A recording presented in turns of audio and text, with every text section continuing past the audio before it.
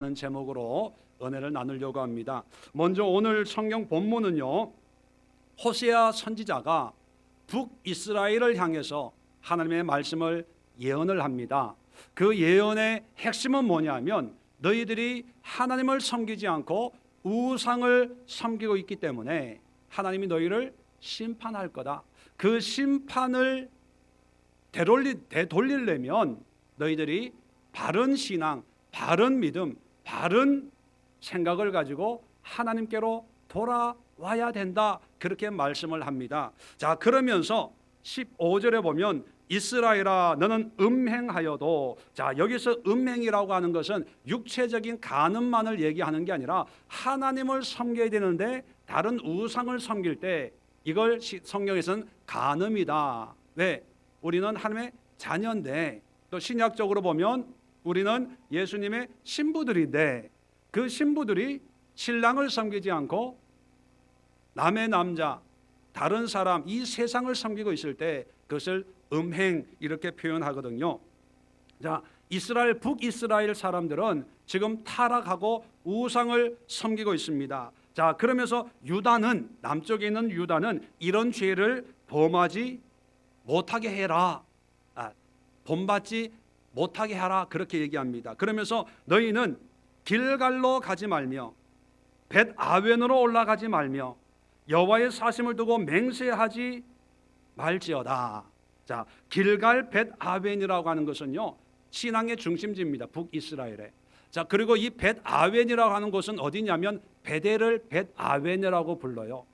자, 신앙의 중심지이기 때문에 길갈에서 예배드리고 베델에서 예배 드리는 것이 당연한데 가지 말라는 거예요. 소용이 없다는 거예요. 왜요? 길갈과 벳아웬, 베델에 있는 그 신앙의 모습이 바른 신앙이 아니고 우상 숭배와 똑같이 타락하고 변질됐다고 그렇게 말하기 때문입니다. 그리고 여호와의 사심을 두고 맹세하지 말라, 서원하지 말라는 거예요. 헛된 서원, 바른 신앙이 아닌 자기의 욕심과 자기의 쾌락과 정욕을 따르는 그런 맹세 이런 거 하지 말라는 거예요. 자, 16절 이스라엘은 완강한 암소처럼 완강하니, 자, 고집이 대단하다는 겁니다. 아무리 얘기해도 말을 안 듣게 되었다는 거죠. 이제 여호와께서 어린 양을 넓은 들에서 먹임같이 그들을 먹이시겠느냐? 양이면 목자를 졸졸졸졸 따라다니기 때문에 푸른 초장, 쉴 만한 물가로 인도하는데 아주 고집센 암소처럼 기가 센 이 이스라엘은 이제 순종을 안 하니까 하나님이 양처럼 먹일 수가 없다는 거예요. 17절에 그래서 에브라임이 우상과 연합하였으니 버려두라. 에브라임이라고 하는 것은요, 북이스라엘 정체를 상징하는 그런 용어입니다. 북이스라엘이 이제 우상 숭배에 빠졌기 때문에 더 이상 소망이 없으니까 버려두라, 이렇게 말씀하고 있습니다. 자, 핵심은 뭐냐면 북이스라엘이 타락했다는 거예요. 자, 그런데 이 사람들이 신앙생활을 안 했을까요? 했을까요? 나름대로는 했어요. 그런데 타락을 했다는 겁니다. 자, 오늘 이 말씀 속에 제가 오늘 설교의 제목으로 삼은 벳아웬이라는 그런 지명이 나옵니다. 이 벳아웬이라는 이 지명은 여러분 잘 아시는 베델 아시죠? 베델이라고 하는 지명과 똑같은 그런 지명입니다. 같은 지명인데 어떤 성경에서는 베델이라고 부르고 지금 이 호세아서에는 벳아웬이라고 그렇게 칭합니다. 그럼 베델과 벳아웬의 차이는 어디에 있냐면 베델이라고 하는 이름의 의미는 하나님의 집이란 뜻이에요. 은혜롭죠? 하나님이 거하시고 하나님의 말씀이 있고 그리고 하나님을 예배하는 그런 은혜로운 곳이라는 것입니다. 그래서 요즘에도 어떤 교회를 보면 교회 이름 가운데 베델 교회 뭐 이런 이름을 이제 사용하기도 합니다. 그만큼 하나님의 은혜를 사모하고 하나님의 임재가 있다는 그런 상징적인 의미를 가지고 있는 것이 베델입니다. 반대로 벳아웬이라고 하는 것은요, 우상의 집이에요. 죄악의 집입니다. 그런데 이것이 베델 따로 벳아웬 따로 있는 것이 아니라 똑같은 장소, 똑같은 성, 똑같은 예배 처소를 베델이라고 부르기도 하고 벳아웬, 다시 말하면 하나님의 임재가 있는 곳이라고 부르기도 하고, 또 죄악의 집, 우상 숭배의 집이라고 부르기도 한다는 사실입니다. 이것이 따로따로면 벳아웬은 나쁜 곳이고 베델은 좋은 곳, 이렇게 생각을 할 수 있는데, 이게 똑같다는 게 문제입니다. 우리한테 적용을 하면 똑같은 사람인데 베델의 은혜를 맛보는 때가 있고, 또 언젠가는 하나님 어디 있냐, 하나님 있으면 나와봐, 하나님을 믿니, 내 주먹을 믿지, 뭐 이렇게 갑자기 돌변하고 변질되는 그런 신앙의 사람이 있다는 거예요. 또 어떻게 보면 하나님의 은혜가 있는, 참 사랑하고 성도의 교제가 있는 그런 은혜로운 교회로 신앙생활하던 그런 신앙 공동체가 있었는데, 어떤 이유인지 모르지만 하나님과 전혀 관계없는, 하나님은 그저 폼으로 형식적으로 예배드리고 거기에 행해지는 모든 것을 보면 하나님과 상관없는 우상 숭배요, 죄를 짓는 그런 교회들이 될 수가 있다는 것입니다. 자, 그렇다면 우리는 오늘 설교를 통해서요, 과연 나의 신앙은 베델의 신앙인가, 벳아웬의 신앙인가? 그리고 우리가 섬기고 있는, 또 모여서 신앙생활하고 있는 우리 예수의 교회가 과연 베델의 은혜를 사모하는 교회인가, 아니면 벳아웬의 길을 따르는 교회인가? 그리고 우리가 살고 있는 이 시대가 베델의 하나님을 섬기는 그런 시대인가, 아니면 벳아웬의 모습을 갖추어가고 있는 그런 타락한 시대인가? 여러분이 한번 점검해 보십시오. 그리고 여러분이 스스로 살펴보십시오. 자, 먼저 벳엘이라고 하는 이 지명, 이 이름은 성경에서 굉장히 은혜로운 것입니다. 이 베델이 처음 성경에 등장한 것은 창세기 12장, 아브라함이 하나님의 말씀에 순종해서 가나안 땅에 왔을 때 세겜 상수리 나무에서 예배드리고, 또 하나님의 인도함으로 가나안을 다닐 때 베델에서 예배드린 것입니다. 그리고 결정적으로 이 베델이 의미 있게 우리에게 다가오는 것은 창세기 28장에 조금 이따 살펴보겠지만, 형 에서를 속이고 도망가는 야곱에게 광야에서 나타나셨습니다. 그리고 내가 너와 함께 하겠다, 그리고 내가 너를 복주겠다, 내가 너를 지켜주겠다, 그 음성을 듣습니다. 그리고 야곱이 고백합니다. 야, 여기가 하나님의 집이구나. 그리고 이름을 벳엘, 그렇게 고쳐 부르고 소원을 하지요. 나를 지켜주시면 하나님은 나의 하나님이 되시고, 그리고 이 돌로 하나님의 집을 세우고 하나님이 주신 것의 10분의 1을 주님 앞에 드리겠습니다. 그리고 창세기 35장에 보면 야곱 가정에 큰 문제가 생겼습니다. 한 가족이 몰살당할 지경에 처했을 때 하나님이 나타나셔서 베델로 올라가서 옛날에 나를 만났던 그곳에서 다시 제단을 쌓고 나를 예배해라, 그런 음성을 듣고 야곱이 순종해서 갔을 때 모든 문제가 해결되는 그런 기적을 경험한 것이 바로 베델입니다. 그리고 사사시대나 그리고 왕정시대에 보면 베델은 이스라엘의 정치, 경제, 그리고 종교에 아주 중요한 의미를 가지는 그런 것이 됐죠. 특별히 이제 남북으로 갈라졌을 때 남쪽 유다는 예루살렘을 중심으로 해서 신앙생활을 했고, 자, 북쪽은 나라가 갈려졌기 때문에 예루살렘을 갈 수가 없어서 이 베델과 단에 제단을 쌓고 하나님을 섬겼습니다. 그 베델이 있는 그 지역을 차지한 지파가 누구냐? 에브라임입니다. 그래서 이 베델을 소유하고 있던 이 지파 에브라임이 북이스라엘을 대표하는 그런 지파가 된 거예요. 사실 따지고 보면 여러분 아시겠지만 이스라엘의 12지파는 야곱의 12아들의 이름을 따서 지파를 삼았습니다. 그런데 이 요셉은 빠지고 대신에 요셉의 두 아들이 대신 들어갔죠. 그 두 아들이 첫째가 므낫세, 그리고 막둥이가 에브라임이에요. 그렇게 보면 12지파 가운데 가장 촌수로 서열로 제일 밑이 누굽니까? 에브라임이에요. 네, 므낫세와 에브라임이 야곱의 손자. 그 손자 중에도 제일 막내가 에브라임이에요. 이 서열과 순서를 중요시하는 유대인들이 볼 때 에브라임은 그렇게 가치가 없을 수도 있는데, 반대로 10지파를 대표하는 지파로 에브라임을 이야기합니다. 오늘 성경도 보면 북이스라엘을 향해서 에브라임이 우상과 연합했으니 버려두라라고 하는 것은요, 에브라임 지파가 아니라 10지파를 통칭해서 얘기하는 거거든요. 왜 그럴까? 여러 가지가 이유가 있지만요, 신앙의 중심인 베델을 이 에브라임 지파가 소유하고 있고, 베델에서 어떤 신앙의 모습들이 펼쳐지기 때문에 그만큼 중요한 위치를 차지하고 있다는 것입니다.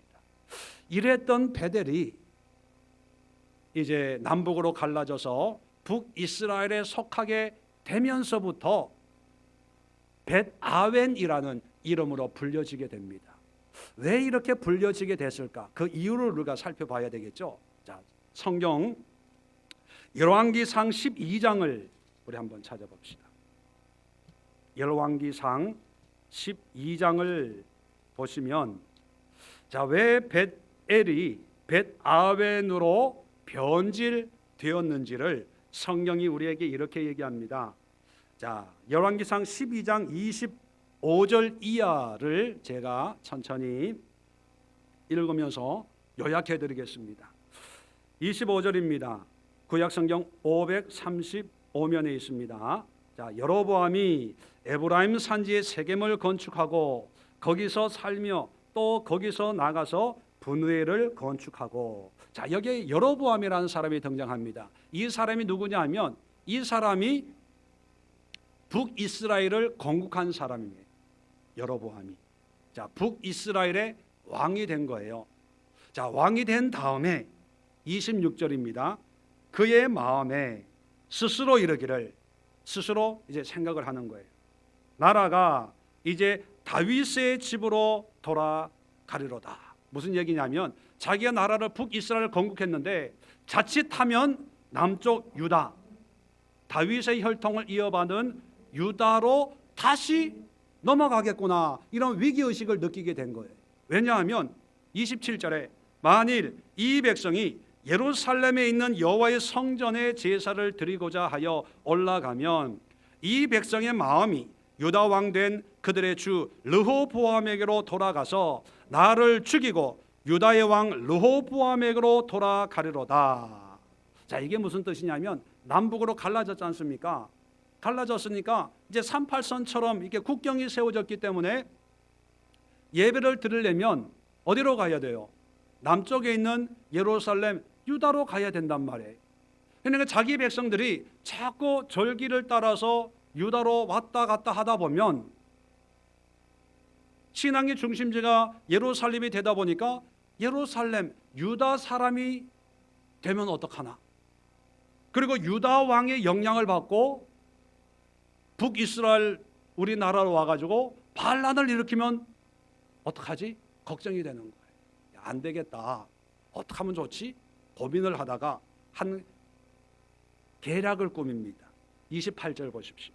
이에 계획하고 두 금송아지를 만들고 무리에게 말하기를 너희가 다시는 예루살렘에 올라갈 것이 없도다. 이스라엘아, 이는 너희를 애굽 땅에서 인도하여 올린 너희의 신들이라 하고, 자, 금송아지를 만듭니다. 출애굽했을 때 한번 만들어 봤잖아요. 이것이 출애굽시킨 우리의 신이다. 다시 말하면 이것이 하나님 여호와다. 그러니까 예루살렘에 갈 필요가 없다는 거예요. 이 금송아지를 섬기라는 거예요. 그래서 두 금송아지를 만들어 가지고 29절에 하나는 베델에 두고 하나는 단에 둡니다. 베델은 북이스라엘의 남쪽이고요, 단은 제일 북쪽이에요. 그러니까 남쪽 가까운 곳에 있는 사람들은 아무 데나 가도 된다는 거예요. 베델이 가까운 사람은 베델 가서 예배하고, 북쪽에 있는 사람은 굳이 멀리 여행할 필요가 없다는 거예요. 북쪽에 있는 단에 예배하면 된다는 거예요. 얼마나 편합니까? 그죠? 옛날에는 예루살렘에서만 예배 드려야 되기 때문에 새벽에 가야 되고요, 휴일 되면 2시간 전에 준비하고 일어나야 되는데, 이 여로보암은 너무 인격이 너무 좋고 백성들을 너무 사랑하고 어질고 인자해가지고 굳이 예루살렘에서 예배 드릴 필요가 없으니까 여기서 예배 드려. 베델에 금송아지를 만들어 놓고 단에, 그러니까 좀 늦어도 괜찮은 거예요. 오늘은 여기 갔다가 내일은 저기 갔다가, 기분이 안 좋으면 안 가기도 하고, 바쁘면 그냥 놀기도 하고. 왜? 백성들이 예루살렘에 못 가게 막는 거예요.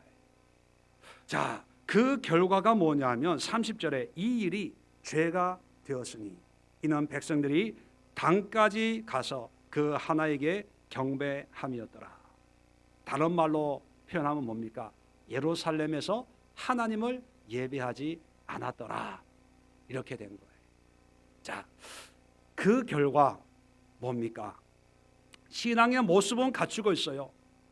금송아지 형상이지만 이들은 그 금송아지를 뭘로 섬기는 거예요? 하나님으로 섬기는 거예요. 하나님으로. 눈에는 금송아지예요. 그런데 마음으로는 하나님이에요.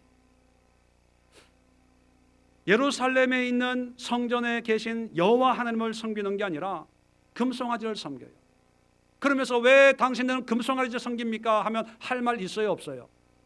있어요. 금송아지가 아니라 여호와 하나님인데요. 그거 아닙니다. 그 금송아지 우상입니다. 그러면 한마디 하면 10마디 해요. 이게 왜 우상입니까? 이게 우리를 인도해낸, 출애굽시킨 여호와 하나님인데, 금송아지 형상이지만 그래도 나는 하나님을 섬깁니다. 말은 잘해요. 오늘날 신앙인들 중에 이런 성향을 가지고 있는 분들 있을까요, 없을까요? 자기가 만들어 놓고 자기 스타일로 신앙생활을 해요.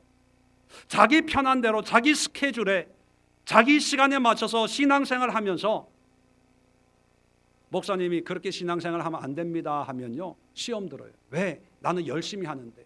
내 형편을 몰라서 그렇다는 거예요.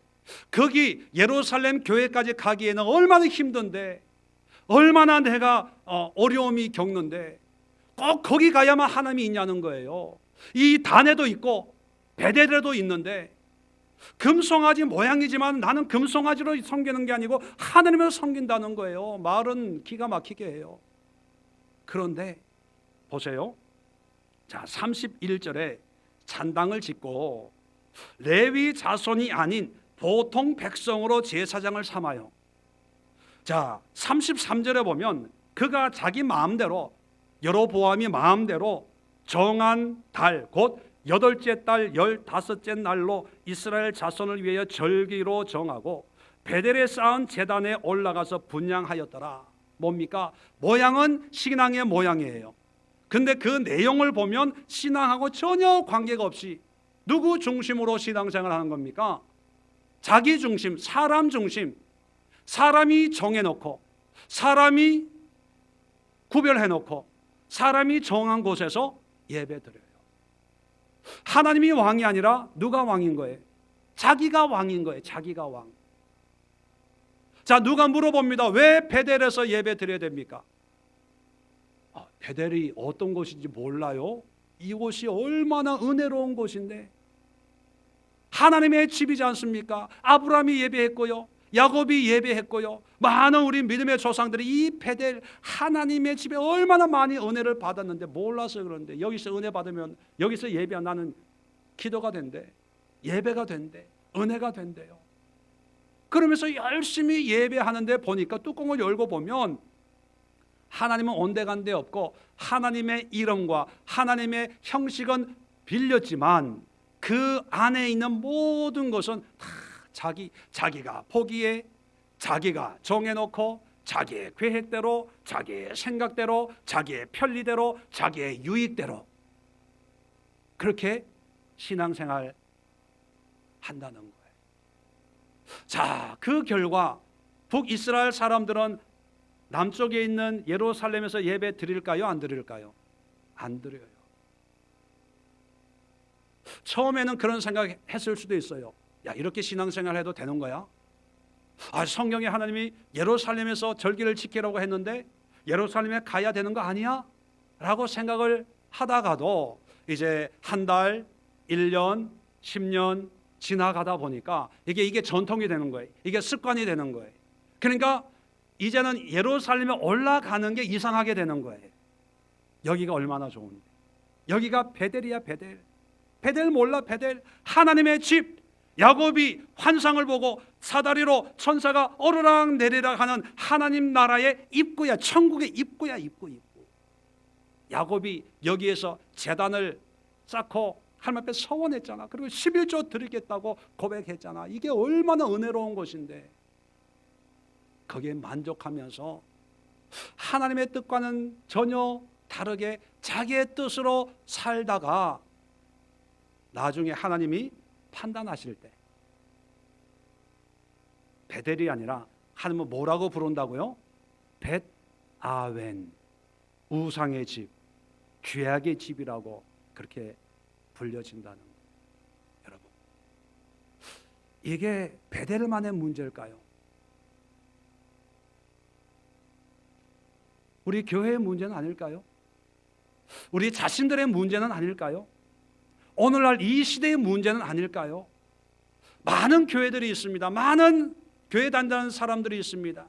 또 우리 예수에게 포함해가지고 목사라고 하고 설교를 하고 하나님 앞에 은혜 받았다고 얘기를 하고, 자, 그런데 예, 다 좋습니다. 근데 문제는 뭐냐면 하나님 보시기에 어떤 모습이냐는 거예요. 어떤 분들은요 새벽 기도 안 하면 큰일 나는 줄 알아요. 어떤 분들은 주일 예배 한번 빠지면 큰일 나는 줄 알아요. 네, 좋습니다. 참 은혜로운 어떤 하나님의 하나님을 사랑하는 그런 마음이죠. 예. 그런데 문제는 뭐냐면 그것이 어떤 의미냐는 거예요. 여러분, 원래 베델의 의미를 여러분 기억하십니까? 베델? 야곱이 돌베개를 하고 잠자다가 꿈꾼 그 베델의 의미. 베델 하면 뭐를 가장 먼저 기억을 합니까? 창세기를 28장을 한번 열어봅시다. 창세기 28장. 시간이 없기 때문에 뭐 자세하게 설명은 못 드리고요. 28장 10절 보면 야곱이 브엘세바에서 떠나 하란으로 향하여 가더니, 자, 이 스토리 잘 아시죠? 아버지와 형을 속여서 장자권을 받고 장자권 빼앗겼다는 이 사실 안 형 에서가 이놈 가만 안 둘 거야. 그러고 있는 걸 보고 이제 어머니 리브가가 아들을 이제 삼촌이 있는 하란, 요즘식으로 얘기하면 외국으로 보내는 거예요. 피신시키는 거예요. 이게 도망가다가 한 곳에 잠을 자다가 이제 환상을 보는 거죠. 그 내용이 12절입니다. 사다리가 왔다 갔다 하는. 자, 13절에 하나님의 말씀이 임합니다. 자, 말씀을 보면 조금 이따가 설명하겠습니다. 15절까지 하나님의 말씀이 임해요. 자, 이 말씀을 듣고 16절에 꿈에서 깹니다. 깨가지고 놀래요. 17절에 와, 놀랍다, 두렵다. 그러면서 하나님의 집이다, 하나님이 거하시는 곳이다, 이런 고백이에요. 그러면서 이름을 바꾸어 부릅니다. 원래는 루스라고 하는 성인데 베델이라고 하는 하나님의 집이라고 하는 이름으로 바꾸어 부릅니다. 그리고 20절에 야곱이 소원을 해요. 자, 세 가지 소원을 하는데, 나를 지켜서 평안히 돌아오게 하면 하나님은 나의 하나님이 되실 것입니다. 그리고 이 돌로 하나님의 집이 될 것입니다. 그리고 주님이 주신 것 수입의 10분의 1을 하나님께 드리겠습니다. 이렇게 서원을 해요. 자, 여기서 질문 나갑니다. 질문. 자, 이 베델에서 일어난 사건 12절로 15절은 하나님이 보여주시고 하나님이 말씀하신 내용이고 16절 이하부터 22절까지는 이에 대한 야곱의 반응을 기록하고 있습니다. 자, 베델에서 가장 중요한 요소는 하나님의 말씀일까요? 아니면 이 말씀에 대한 야곱의 반응일까요? 예? 제 질문 이해하셨죠? 답을 몰라서 대답을 안 하는 거죠? 하나님의 말씀이 중요할까요? 이 말씀에 대한 야곱의 반응이 중요할까요? 반응은 잘하는 것처럼 기름을 붓고 예배하는 거예요. 그리고 하나님을 고백하는 거예요. 그리고 이 돌로 집을 짓겠어요. 성전을 짓겠다는 거예요. 그 다음에 11조 드리겠습니다. 11조 하나님 앞에 헌신하겠다는 거예요.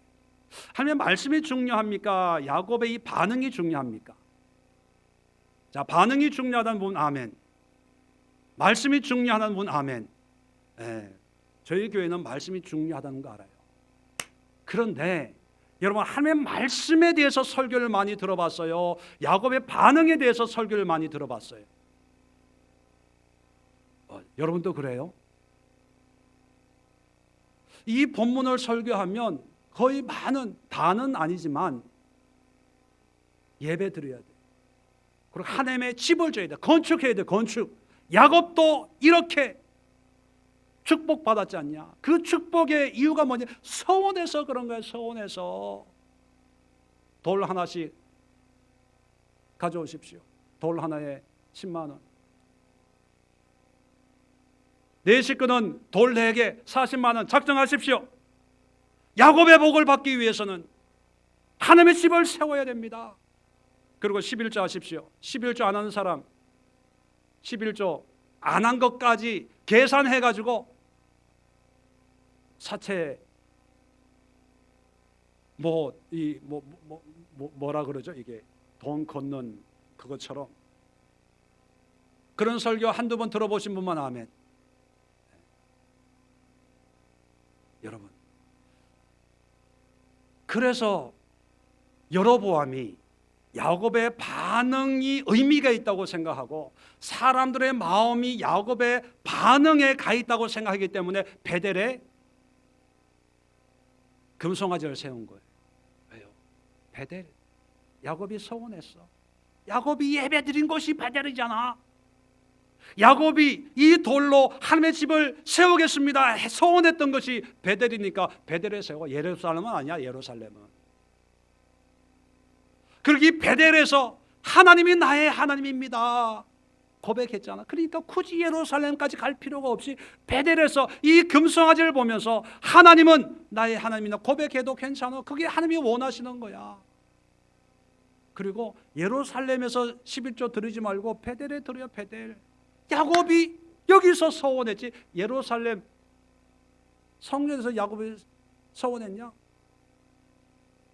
예루살렘보다 여기야. 진짜 은혜, 하나님의 뜻은 여기야. 여기가 어떤 곳이라고요? 벳엘, 하나님의 집. 하나님이 여기 계셔. 뭐 어디 찾아다녀? 왜 여로보암이 국리를 하다가 백성들의 마음을 붙들어 놓을 수 있는 성경적인 근거를 이걸 붙잡은 거예요. 그 결과 사람들이 우르르 몰려갑니다.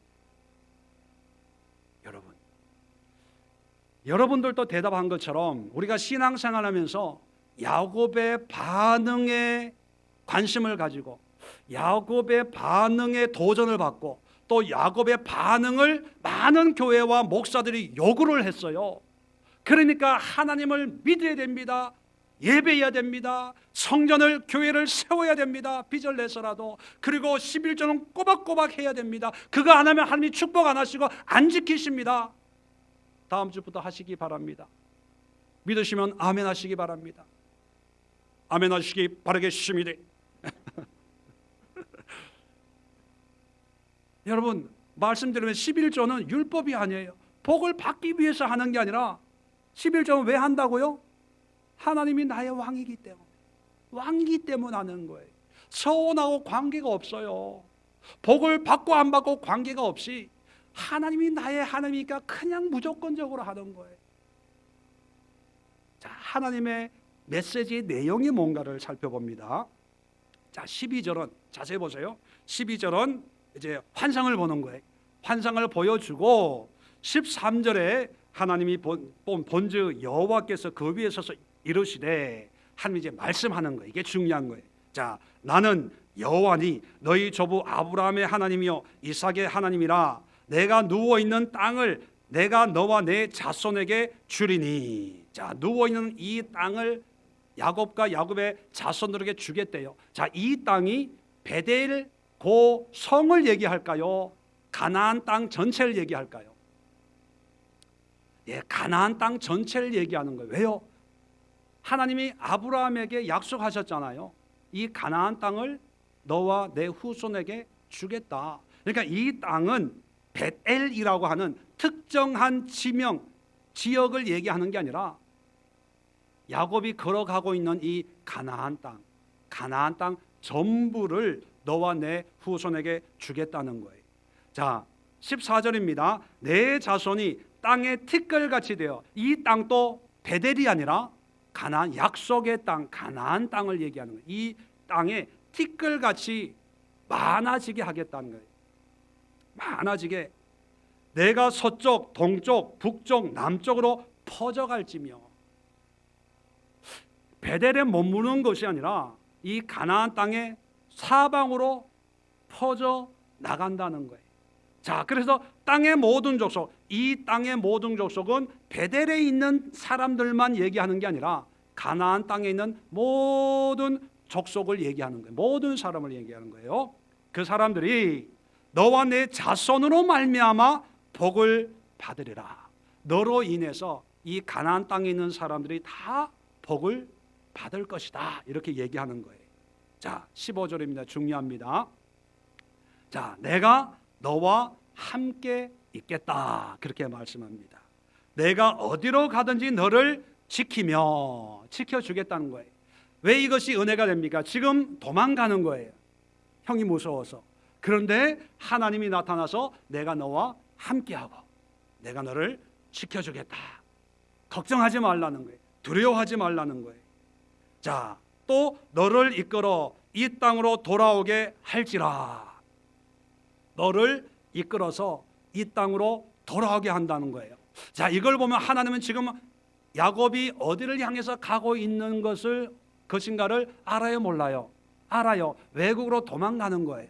도망가는데 하나님이 너를 다시 컴백시키겠다는 거예요.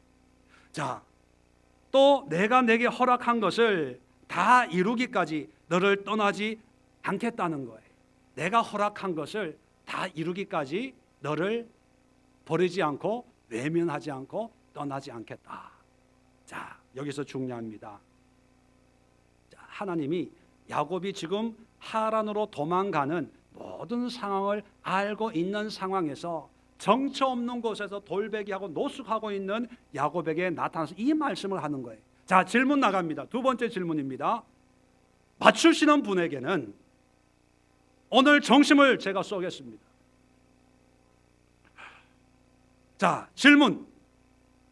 하나님의 뜻은 야곱이 하란으로 가는 것일까, 가지 말라는 것일까? 하나님은 야곱에게 나타나셔서 하란으로 도망가라는 거예요? 가지 말라는 거예요? 네? 네. 하나님의 뜻은 가지 말라는 거예요. 가지 말라고 나타난 거예요. 가지마, 내가 함께 할게. 내가 지켜줄게. 너 이 땅을 두고 어디로 가? 이 땅이 너와 내 후손들이 있을 땅이야. 네가 이 땅에 있어야 너와 너의 자손들이 또 이 땅의 모든 사람은 너로 말미암아 복을 받는 거야. 너 지금 하란으로 가려고 그러지. 가도 내가 너를 다시 이끌고 이 땅으로 다시 데리고 올 거야. 가지 마. 네 계획으로 하란으로 가는데 네 계획이 아니라 내 뜻이 이루기까지 나는 너를 지키고 함께 할 거야. 가지 마. 가지 마. 그게 하나님의 뜻이에요. 하나님의 뜻은 벳엘을 축복한다는 게 아니에요. 이 땅이 하나님이 사다리로 천사들이 오르락 내리락 하는 하나님의 문, 천국 문의 역할을 하는 땅이 아니라는 그걸 얘기하려고 벳엘에서 야곱을 만난 게 아니고, 야곱아 내가 너희 형편을 다 잘 아는데 겁나지, 힘들지, 힘들 거야. 얼마나 어려웠으면 혼자 이렇게 도망을 가겠냐. 그런데 내가 얘기해 줄게. 너와 함께하고 너를 지키고, 그리고 이 땅을 복되게 해줄게. 그리고 너의 자손들을 복되게 해줄게. 걱정하지 마. 내가 너와 함께하는데. 네가 만약에 하란으로 간다고 하더라도 어차피 너는 내 뜻을 이루기 위해서 너는 이 땅으로 와야 돼. 어차피 올 거 왜 가니? 왜 가? 그게 하나님의 뜻이에요. 이걸 깨달아야 돼요. 하나님이 교회를 세워주셨습니다. 이 교회가, 우리 교회가 세계 최고의 교회고, 우리 교회 가장 은혜로운 교회고, 우리 교회가 사랑이 가장 넘치는 교회고, 이 교회 떠나면 큰일 납니다. 이걸 위해서 하나님의 교회를 세운 게 절대로 아닙니다. 이 교회를 세운 것은요, 어느 교회나 마찬가지입니다. 세상의 모든 교회를 통해서 하나님이 말씀하시는 것은 내가 너의 하나님이고, 내가 너와 함께하고, 내가 너를 지키고, 내가 너를 인도하고, 네가 어느 곳에 있든지 간에 내 뜻을 이루기 위해서 내가 너의 하나님이고, 너는 나의 자녀요 백성이다. 이거 아니? 그러니까 여기서 은혜 받고 동서남북으로 흩어져. 이 땅을 내가 너에게 준 거야. 직장생활 해. 가정생활 열심히 해. 너의 생각으로 하지 말고 하나님의 사랑을 받는 하나님의 자녀로서 남편을 섬겨, 아내를 사랑해, 직장 상사들을 존경하고 인정을 해, 아랫사람들을 사랑하고 귀하게 여겨. 왜? 너로 말미암아 그 사람들이 복을 받을 거야. 자꾸 직장 옮기려고 하지 말고, 존내 신뢰 하지 말고 거기 그냥 있어. 왜? 내가 너와 함께 하니까. 네가 있음으로 해서 그 땅이 너로 말미암아 복을 받는 거야. 그 회사가 너로 말미암아 복을 받는 거야. 그거예요. 그런데 야곱은 가요 안 가요? 가요. 이게 문제라는 거예요. 가기 전에 야곱은 아주 머리가 똑똑한 사람이니까 서원을 해요. 기름을 붓고 서원을 하는데, 이 서원도 한번 볼까요? 20절에 자, 야곱이 서원합니다. 맹세한다는 거예요. 자, 하나님이 나와 함께 계셔서 내가 가는 이 길에 나를 지키시고 먹을 떡과 입을 옷을 주시어 내가 평안히 아버지 집으로 돌아가게 하시면 나의 하나님이 되실 것이고, 이 돌이 하나님의 집이 되실 것이고, 10분의 1을 하나님 앞에 드리겠습니다. 이렇게 서원을 해요. 여러분, 사실 서원의 내용을 보면 조건이죠. 이렇게 하면 이렇게 하겠습니다. 이 조건을 보면 하나님이 약속을 했어요, 안 했어요? 다시 한번 보세요. 20절에 나와 함께 계셔서 하나님이 함께 하겠다고 했어요, 안 했어요? 했어요. 그런데 또 서원을 하는 거예요. 또 이 길에서 나를 지키신다고 했어요, 안 했어요? 했는데 또 서원을 해요. 먹을 것과 입을 옷을 주시고 아버지에 돌아오게 해 주신다고 했어요, 안 했어요? 했어요. 그런데 왜 서원합니까? 아니, 하나님이 해준다고 했잖아요. 그럼 아멘 하면 되잖아요. 근데 왜 또 서원을 해요? 서원한 이유가 있습니다. 야곱은요, 하나님의 뜻에는 순종하지 못하겠습니다. 그런데 내 뜻으로 한번 살아볼 테니까 이렇게 해주면 하나님을 섬기겠습니다. 그거예요. 우리는 서원을 하면 믿음이 좋은 줄 알아요. 그런데 야곱의 경우를 보면 믿음이 없고 더 나아가 내 생각대로 내 뜻대로 내 계획대로 살려고 하기 때문에 조건을 내거는 거예요. 그래서 이거는 신앙이 아니라 거래예요. 거래. 자, 그 결과 하란으로 갔는데 삼촌 집에서 자, 어떤 분들은 이렇게 얘기합니다. 이렇게 서원을 하고 제단을 쌓고 12일조를 드린다고 약속을 했기 때문에 야곱이 복을 받았습니다. 이렇게 설교를 합니다. 왜? 서론 본론 결론이 그렇게 돼야 사람들 감동을 받고 헌금을 많이 하니까. 그런데 여러분 따지고 보면 물론 물질적인 축복을 받았지만 삼촌 집에 가서 20년을 살았습니다. 결국은 다시 고향으로 돌아와요. 그런데 20년의 삶이 형통의 삶이었을까요? 고난의 삶이었을까요? 고난의 삶이었어요. 창세기 31장을 보면 삼촌 라반을 만나가지고 20년의 삶을 간단히 이렇게 얘기합니다. 삼촌, 20년을 내가 삼촌 집에 살았는데 비가 오고 눈이 오고 숱한 고생을 다 하고 양치고 뭐치고 다 하고 뭐 하나 잃어버리면 삼촌이 나한테서 다 그거 배상 다 요구했지 않냐. 그러면서도 10번이나 나를 속였지 않습니까? 그렇게 얘기합니다. 여러분 20년을 사는데 7년은 장가가기 위해서 살고 6년은요 돈 벌기 위해서 사는데 삼촌이 아주 악한 삼촌이어가지고 10번을 속이는 거예요. 그 삶을 살고 있을 때 하나님이 고향으로 돌아가라. 고향으로. 하나님이 말씀해서 안 되겠다 돌아가자. 그래서 돌아오는 거예요. 그 20년의 세월은 은혜의 세월이 아니라 하나님의 뜻에 불순종했기 때문에 하나님이 그냥 내버려 두는 거예요. 고난받고 훈련받고. 그래서 약복강에서 하나님과 환도뼈가 부러질 정도로 하나님이 함께 하시면 함께 하지 않으면 안 됩니다. 하나님밖에 없습니다. 내 지혜로 살았더니만 고생과 고난밖에 없습니다. 하나님 나를 만나주세요. 나를 만나주세요. 그게 약복강이거든요. 약복강.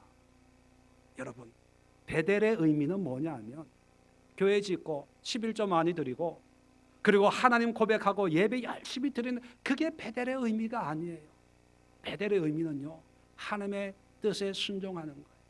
하나님이 나를 어디로 인도하시든 어떤 직장과 일터로 인도하시든 어떤 환경과 상황으로 인도하시든 하나님이 나와 함께 하시고 또 하나님의 뜻을 이루기 위해서 하나님 나를 도구로 쓰시고 그리고 하나님의 자녀가 된 내가 있는 곳은 지금은 힘들고 어렵지만 나를 통해서 복을 줄 거야.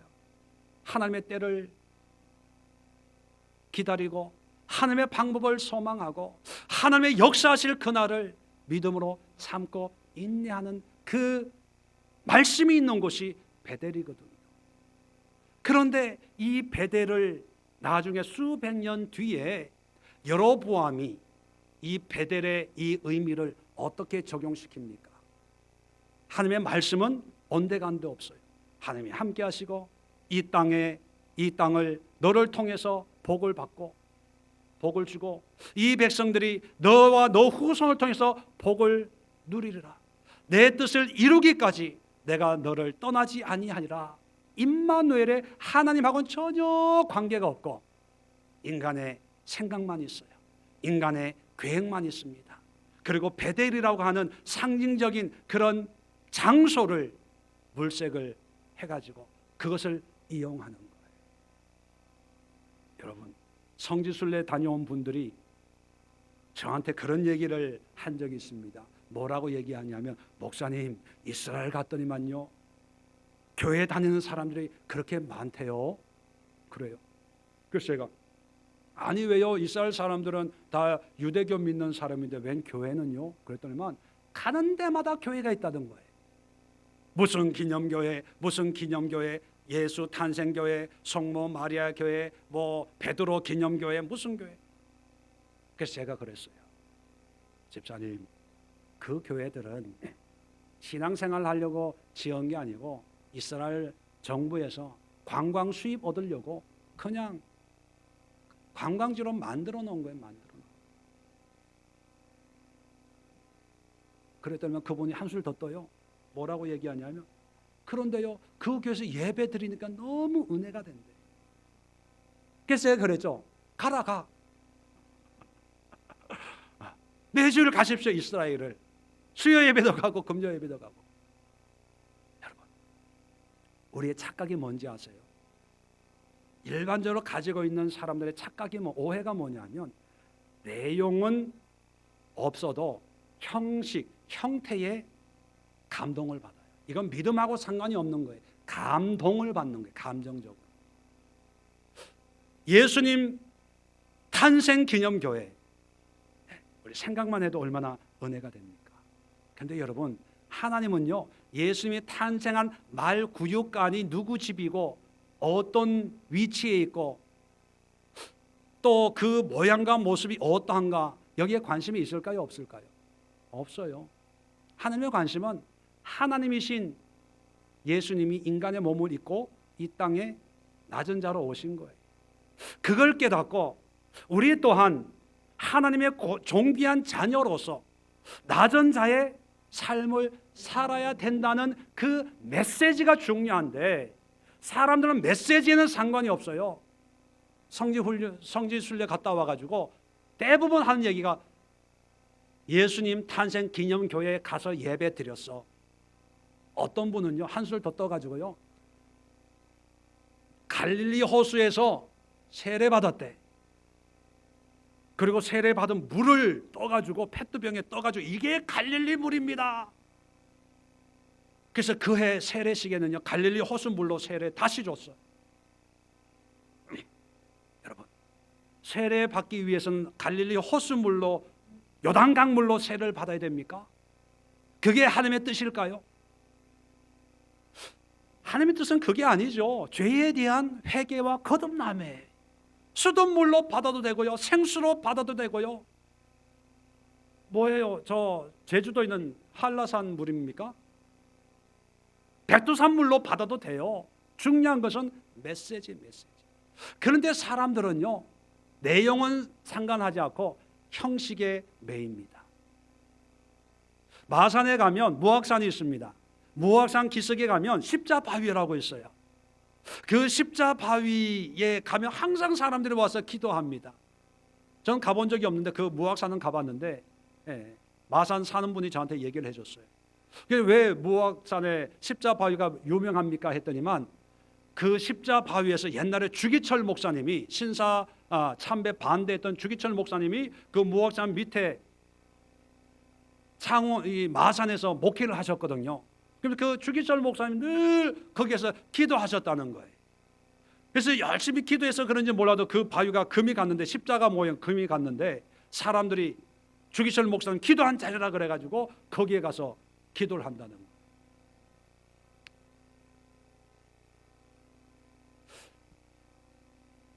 여러분도 아마 이런 특별한 은혜가 있는 곳이 있다면 아마 보따리 싸가지고 가실 분이, 제가 보니까 두 분 있고 한 분은 갈까 말까 지금 망설이고 있는 분이 계시는데, 여러분 물론 그것도 의미가 있습니다. 그러나 가장 더 의미가 있는 건 뭐예요? 십자바위가 아니라 거기서 기도했던 우상 숭배에 맞서가지고 혈혈단신으로 의지할 곳 없어서 오직 예수 그리스도만 붙들고 주여 나에게 힘을 더하여 주옵소서.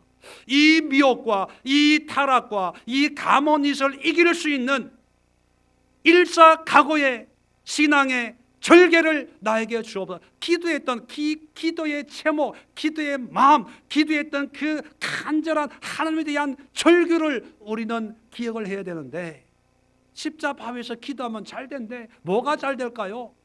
자기 기도가 잘 되는 거죠. 뭐 주세요, 도와주세요. 우리 아들 딸들 시집장가 잘 가고 대학 가고 사업 잘 되고. 그걸 위해서 십자바위가 있고 주기철 목사님이 기도했을까요? 우리는 이렇게 얘기하면 아유, 그럴 사람이 있을까요? 아유, 나는 그렇지 않아요. 이렇게 생각하는 분이 있습니다. 예, 그렇지 않아야 되는데 적어도 열어보한 만큼은 베델에 금송아지를 세우는 이유가 바로 그 이유예요. 그 이유. 하나님의 메시지에는 상관이 없이 역사와 정통과 형식과 그리고 관례에 따라서 베델이 어떤 곳인데, 그러니까 베델에 예배하면 돼.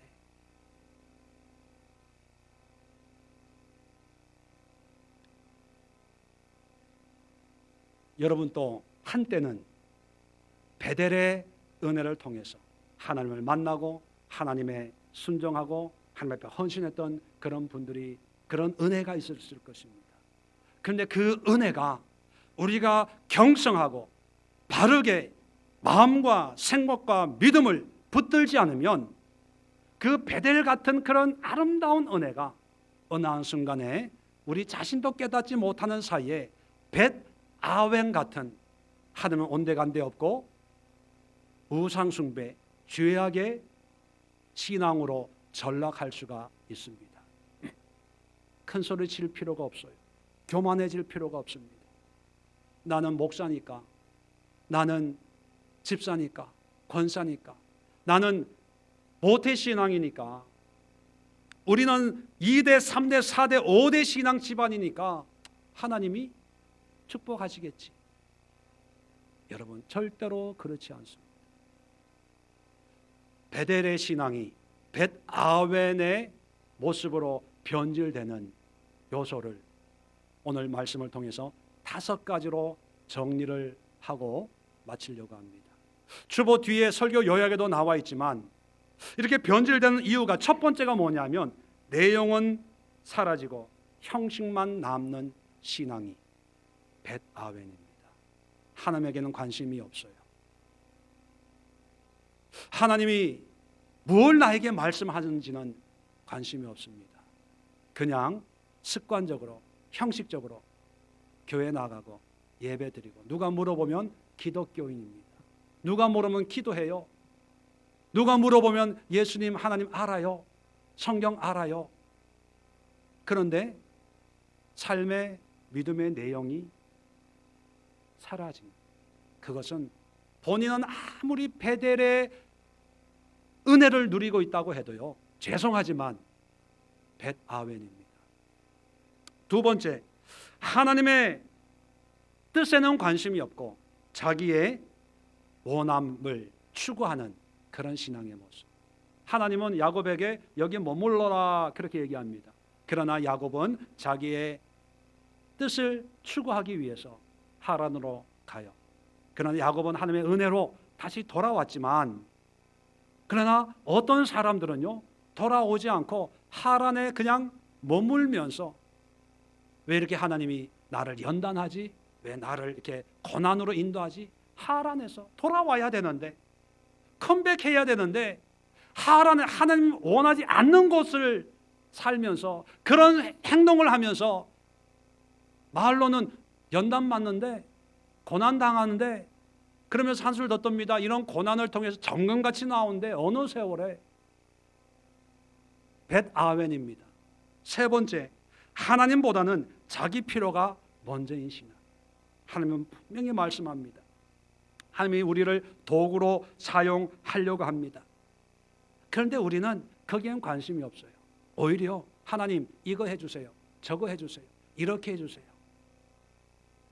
하나님을 자기의 어떤 필요를 채우는 하나의 방편으로 여깁니다. 여로보암이 금송아지를 만든 이유가 바로 이거지 않습니까? 사람들이 남쪽 유다로 갈까 봐, 반란을 일으킬까 봐, 그걸 막기 위해서 그냥 신앙의 형태만을 유지하는 거예요. 네 번째가 뭐냐면 하나님을 도구로 이용하는 거예요. 베델의 은혜는 뭡니까? 하나님이 우리를 도구 삼는 거예요. 그런데 우리는 벳 아웬은 뭐냐면 하나님을 이용해서 하나님을 자신의 도구로 자기의 목적을 이루는 방편으로 삼으려고 합니다. 그래서 하나님은 어떤 분이냐? 내 문제를 가지고 기도하면 응답해 주시는 것. 축복하시는 분, 뭐 잘되게 하시는 분, 뭐 하는 분. 그러다 좀 안 좋은 일이 생기면 하나님이 응답을 안 하시나? 축복을 안 하시나? 항상 자기 기준으로 하나님을 좌지우지하는, 그게 벳 아웬의 신앙입니다. 마지막으로 하나님 자체보다는요, 하나님이 우상이 되는 신앙. 우상. 하나님과 우상의 차이.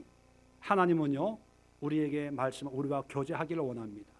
하나님의 뜻을 우리에게 말씀하시고, 우리는 그 삶을 하나님과 친밀하게 소통하는 그런 인격적인 하나님이 되기를 원해요. 그래서 예배를 원하시고, 기도를 원하시고, 또 하나님의 뜻으로 행하는 삶을 원하시지요. 그런데 우상은 어떻습니까? 내 삶과는 상관없이 그 우상 앞에 어떠한 행위를 하는가?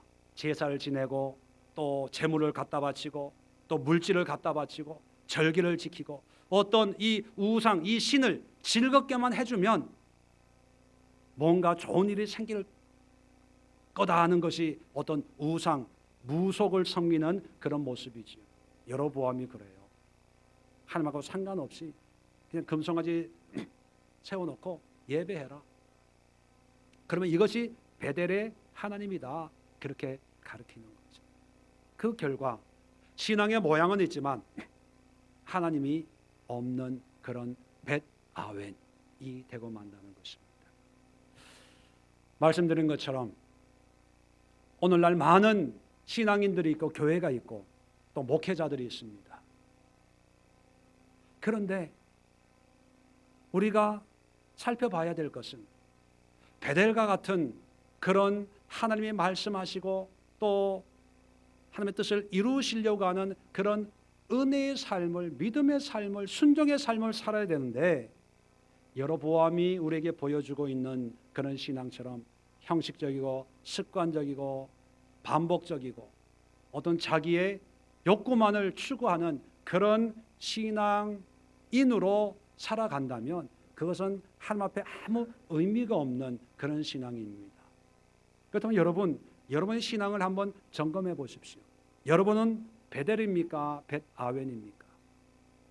그리고 우리 교회도 한번 여러분 객관적으로 한번 제 자신부터 여러분이 한번 판단해 보십시오. 우리가 추구하는 신앙이 벳 엘의 신앙입니까? 벳 아웬의 신앙입니까? 벳 아웬의 신앙이라면 여러분 이 교회에 나올 필요가 없습니다. 이 교회에 있어봐야 심판받아요. 지옥 가요.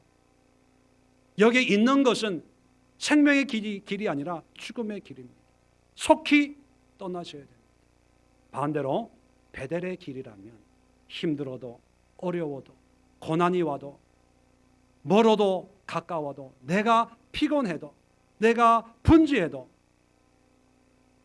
이곳에 계시는 하나님을 예비하고 하나님의 뜻을 우리의 삶의 현장에서 이루어드리는 그런 모습이 되어야 됩니다. 여러분, 이 시대가 베델의 은혜를 삼하는 그런 시대로 흘러가고 있습니까? 아니면 벳 아웬의 모습을 띠는 그런 신앙의 길을 걷고 있습니까? 벳 아웬의 길을 걷고 있다면 우리는 기도해야 됩니다. 이 땅을 위해서, 이 세대를 위해서. 그렇게 우리가 마음 놓고 야 봄이다, 즐기다, 놀자 할 그런 때가 아닙니다. 이웃을 위해서 눈물로 기도해야 됩니다.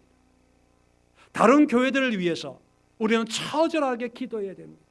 한국의 대형 교회, 자기들끼리 잘났다고 하지만 벳 아웬이라면 이름도 없는 우리 예수교회 성도들이 그 유명하고 잘났다고 하는 그런 교회들을 위해서, 또 세계 큰 교회들을 위해서 우리가 눈물로 기도해야 됩니다. 하나님의 역사는 베델에 있는 사람들을 통해서 이 땅을 축복하고 베델의 사람들을 통해서 그 후손들이 그 땅의 사람들의 복을 누리지 벳 아웬의 사람들을 통해서 복을 주시는 분이 절대로 아닙니다. 나 혼자여도 괜찮아요. 우리끼리여도 괜찮아요. 우리가 깨어서 기도하고 깨어서 하나님의 뜻을 준행하고 깨어서 미혹되지 않는 그런 신앙의 길을 간다면 우리를 통해서 이 땅이 복을 받습니다. 우리를 통해서 우리 한민족이 복을 받습니다. 우리를 통해서 세계 민족들이 복을 받아요. 우리는 작은 자들이 아닙니다. 우리는 세상에 모른다고 우리는 무명한 사람들이 아니에요.